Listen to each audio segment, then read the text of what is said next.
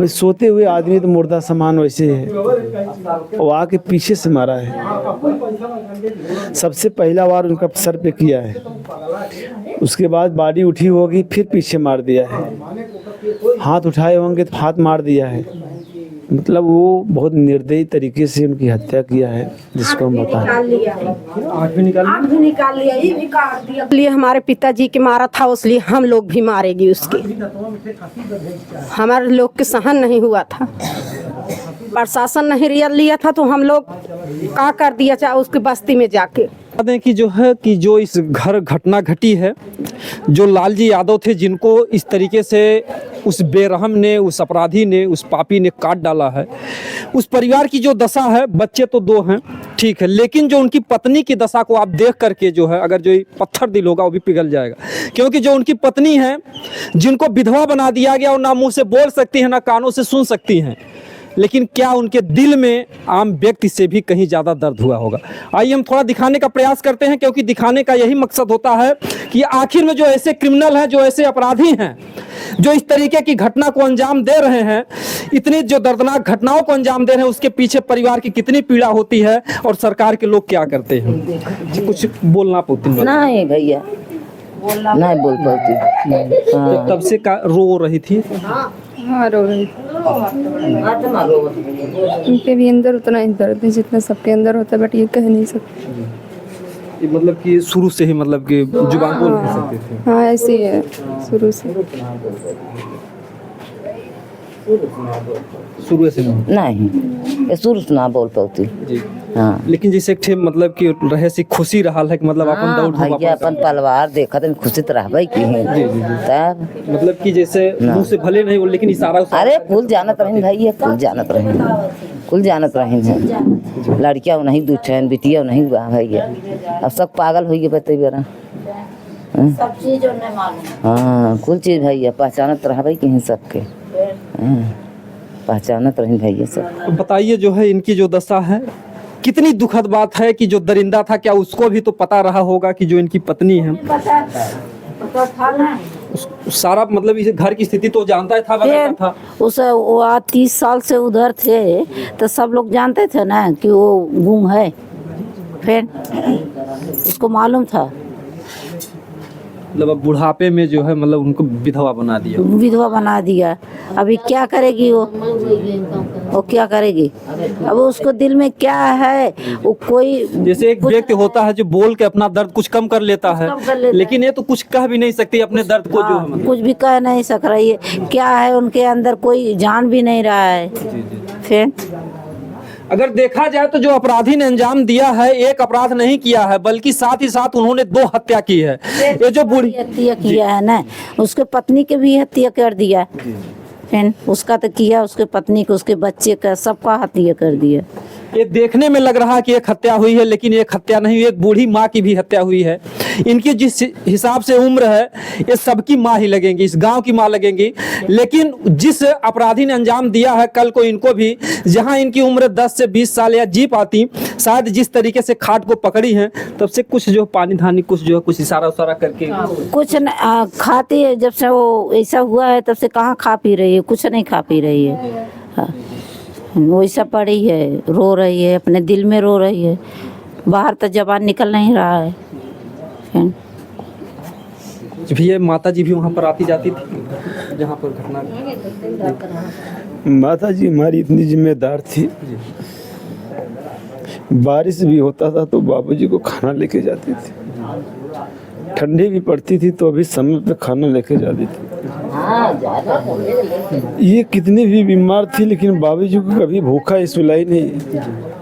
हम लोग रात में कहीं से आते थे, कोई परिवार नया बढ़ जाता था, 12 बज रहा होता था, नए परिवार को बोलते थे उठ जाओ, तो नहीं उठते थे। लेकिन मेरी माँ जो किसी को कभी सुलाई नहीं है। ये माँ मेरी जन्म से न तो अपना कहती है, न मेरा सुनती है। फिर भी हमारे पिताजी ने इसके साथ जीवन यापन करने का निर्णय लिया और उसको भी छोड़ दिया, बीच में ही छोड़ दिया।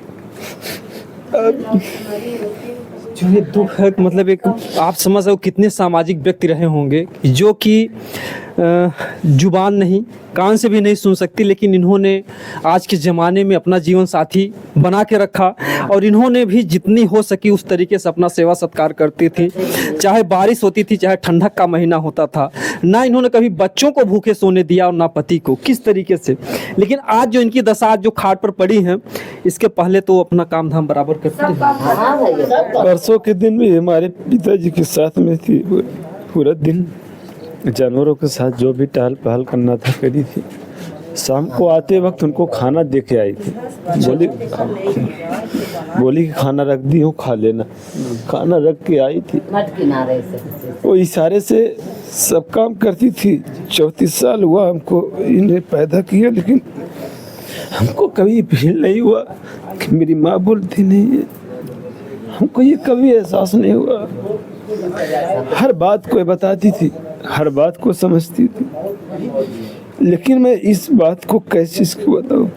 इसको मार दिया साल उसने, मार दिया इस।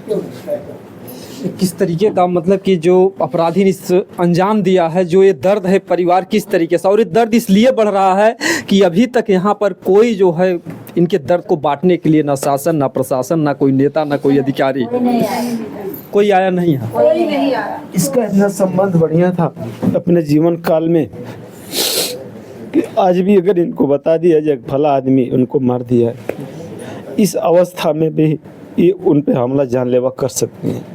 अभी इनको ये बताया नहीं गया फला आदमी इनको मार दिया है, मतलब ये भी अभी इनको पता जानकारी नहीं पता है इनको फला आदमी ने इनको मारा। अगर इनको अभी बता दिया जाए कि वही आदमी इनको मार दिया है तो उसे घर परिवार का किसी को भी मार सकती है। अब बताइए, हम लोगों को दुख सहना तो अलग की बात है, अब दुख छुपाना भी पड़ रहा है, जो मुंह से बता भी नहीं सक पा रहे हैं। वो भी एक दर्द जो है बना के अभी कोई भी जन हमारे ऊपर उंगली उठा दे, किसी की क्या मजाल है कि कोई मेरे पास आ जाए, ये हो नहीं सकता है। इसके पास जुबान बेशक नहीं था, लेकिन हर तरीके से हम लोगों की रक्षा करती है। जन्म से लेकर के आज तक कोई हम लोगों को इनका ये दुख नहीं हुआ कि बोल नहीं पाती, ये कभी हम लोगों को एहसास नहीं हुआ, कभी नहीं एहसास हुआ। हर चीज़ को हमारी समझती थी, हर चीज़ को बताती थी, लेकिन इनका कहाँ से मुकद्दर ख़राब था कि ये दिन देखना पड़ा इनको। एक दर्द हो, लेकिन ये जो माता जी का दर्द है ये भी मतलब कि एक जान लीजिए कि डबल हत्या हुई है आपकी। डबल हत्या हुई है।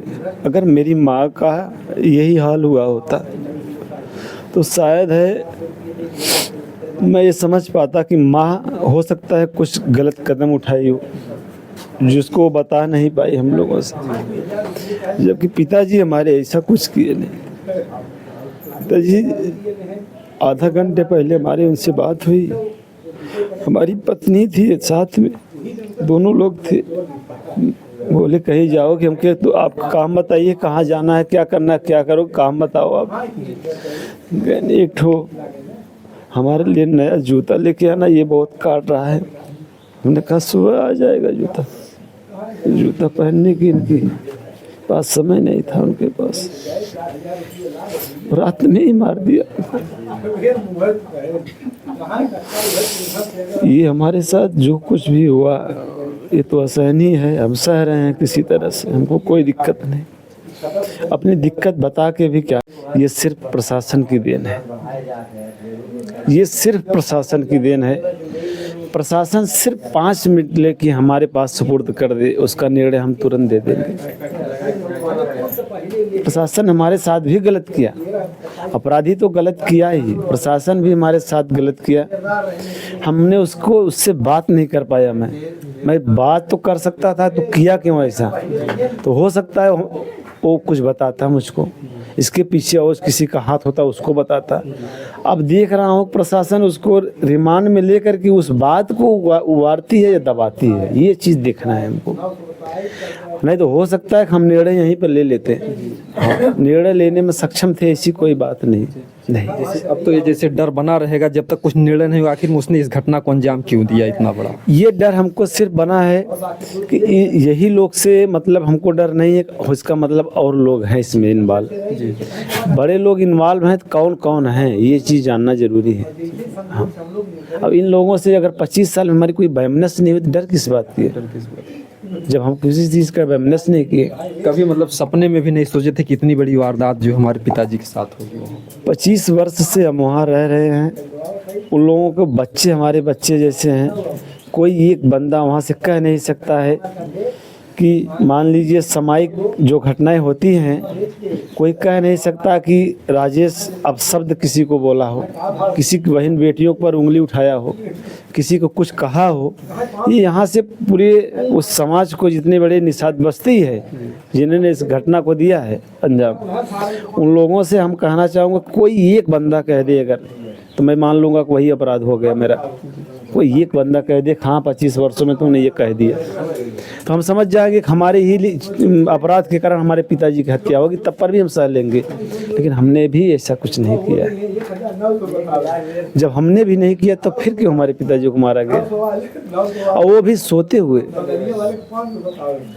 अभी सोते हुए आदमी तो मुर्दा समान वैसे है, वो आके पीछे से मारा है। सबसे पहला बार उनका सर पे किया है, उसके बाद बॉडी उठी होगी, फिर पीछे मार दिया है। हाथ उठाए होंगे तो हाथ मार दिया है।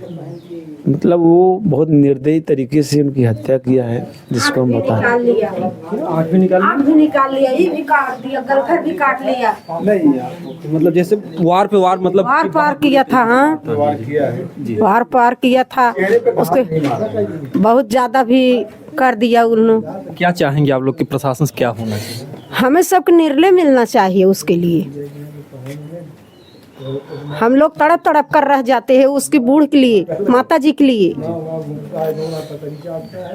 हमारे लोग को बहुत तकलीफ है। हम लोग सूते जागते रोते ही कि बाबूजी किसी कभी कुछ कहे नहीं। उस माता जी की बेमुख है, हम लोग तो रोकर अपना दुख निकाल लेते हैं, वो माता जी क्या करते हैं।